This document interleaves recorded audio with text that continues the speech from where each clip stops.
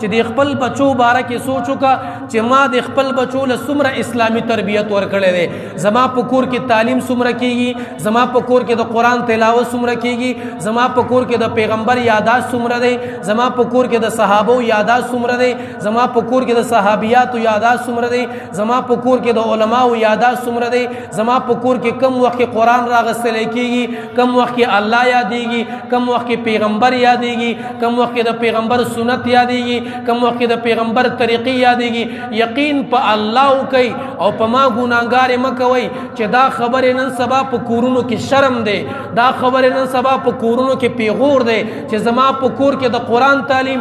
یو کور بم داسې نه چې بچی پلار راجمع کی او کینې د قرآن ترجمه ورته وکي، د قرآن تعلیم ورته وکي، حدیث د رسول الله راوالی یو حدیث په کور کې تلاوت کی، فضل ایمان راوالی د هغه یو حدیث په کور کې تلاوت کی، یو بل پښتو د اردو کتاب راوالی او هغه یو حدیث د پیغمبر خپل بچیانو ته وی، خپل خزې ته وی، خپل زامنو ته وی، خپل لورګانو ته وی، خپل مسو ته وی، خپل نوسیانو ته وی. کم یو کور داسې دی سوا د دې نه چې زمونږ په کور کې فسق او فجور خو پراخه کیږي، بې حیایي پکې خو پراخه کیږي، ګناهونه پکې خو پراخه کیږي، مونځ پکې نشته دی، اودس پکې نشته دی، د الله پکې عزت نشته دی، د قرآن پکې عزت نشته دی، د قرآن وقار پکې نشته دی. زمونږ د کورونو نه خیر ځکه ختم دی چېرته پکې میاشت کې د قرآن تلاوت نشي، چېرته پکې میاشت کې د پیغمبر یو حدیث تلاوت نشي. یو حدیث موږ روانولو، یو حدیث موږ تلاوت نکو،